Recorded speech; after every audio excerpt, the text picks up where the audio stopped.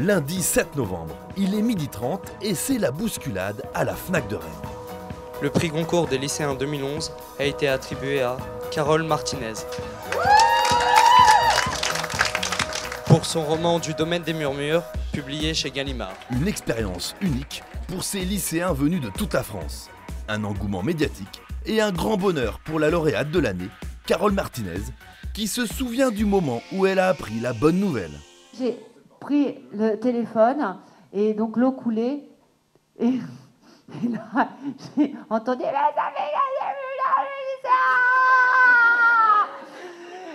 hurlait dans le téléphone et je ne comprenais rien mais j'entendais bien quelque chose comme Goncourt des lycéens.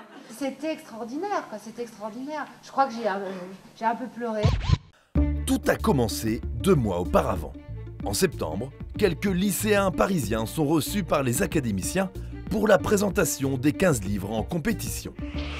Vous savez tout ce qu'est, et c'est un mystère, l'Académie de Goncourt. Vous êtes dans une académie qui n'a pas d'adresse, ou plutôt qui est l'adresse d'un restaurant. Nous sommes là pour travailler, pour donner le goût du français, pour vous donner, si c'est possible, l'amour du français. En 2 mois, 2000 lycéens en classe de seconde, première, terminale ou BTS, généralistes, scientifiques ou techniques, vont lire cette sélection et l'étudier avec leurs professeurs. Et ça peut faire un peu peur. Moi je lis beaucoup, mais lire 15 livres en 2 mois, ça va être dur. Peut-être qu'après avoir lu peut-être les 15 livres, je sais pas, je vais essayer de les lire. Mais j'espère que ça va m'apporter et que je vais encore plus aimer lire. Les professeurs de lettres, associés au Goncourt des lycéens, deviennent donc durant 2 mois les coachs indispensables de ces jeunes lecteurs. Il va y avoir un système de rotation des livres qui va être en fonction, bien sûr, de la rapidité de lecture de chacun. Et après, il y aura, je pense, ménagé une fois dans la semaine un temps de débat, avec dans l'idée de pouvoir construire une argumentation qui permettra, in fine, de prendre une décision et de choisir le livre qu'ils voudront élire. Et tout au long de ce marathon de lecture, les lycéens rencontrent les auteurs en compétition à travers des rencontres organisées dans toute la France. Un moment fort et privilégié pour les écrivains et leurs jeunes lecteurs. Là, les préjugés explosent. Ce qui est formidable pour l'auteur, c'est qu'on lui a répété depuis le premier jour où il a écrit qu'il était lu que par des vieilles personnes, que la lecture c'était suranné, c'était dépassé, etc. Et il se retrouve en face d'une bande de jeunes excités qui lui font une standing ovation en poussant des hurlements et il s'aperçoit que oui, les jeunes aussi lisent la littérature moderne. On a rencontré pas mal d'auteurs, ça m'a apporté une vision de l'écrivain qui était pas celle à laquelle je m'attendais réellement, parce que pour moi un écrivain c'est quelqu'un qui vit un peu en ermite et qui écrit des livres, mais j'ai vu que c'était pas du tout ça. Et ce qui est amusant avec les gens jeunes, c'est qu'on peut les faire rire, c'est qu'il y a un échange, c'est qu'ils sont alertes à l'humour et à la plaisanterie. Et qu'en même temps c'est à la fois très grave et en même temps ça peut être très drôle. Les liens que vous entretenez avec votre entourage ont-ils changé avec la publication de votre texte ? Je pense qu'au bout du compte, ça nous aura plutôt rapprochés. Même si c'est pas sans créer de remous et sans doute de douleur pour certains membres de ma famille. Mais voilà, au bout du compte, je pense que ça aura mis des mots là où il n'y en avait plus. Le lauréat 2010, Mathias Sénard, a aussi goûté aux joies de la standing ovation, surpris de l'enthousiasme des lycéens pour son ouvrage historique. Je pensais que un sujet comme mon livre sur un épisode biographique de Michel-Ange en 1506, ce serait pas quelque chose qui les passionnerait, et c'est pas le cas. Ils sont curieux des différences, curieux de l'histoire, curieux de beaucoup de choses dont on pense aujourd'hui qu'elles sont un peu dépassées. Et ça fait 24 ans que ça dure.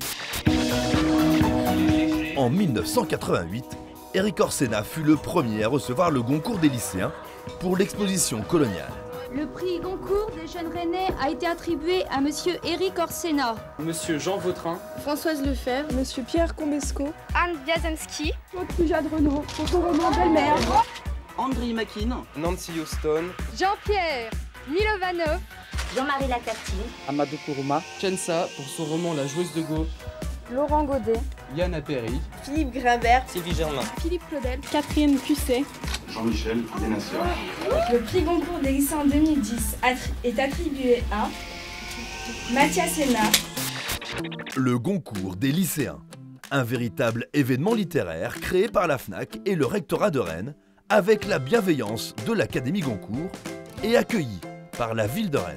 La FNAC essaye d'être l'acteur qu'elle a toujours été pour défendre la culture, défendre la création, défendre le livre. Ce prix Goncourt est l'illustration de toutes les politiques qu'on essaye de mener pour être toujours aux côtés de nos amis créateurs. Je trouve que c'est une innovation extraordinaire. D'ailleurs, ça donne des chiffres de vente colossaux pour les livres qui remportent le prix.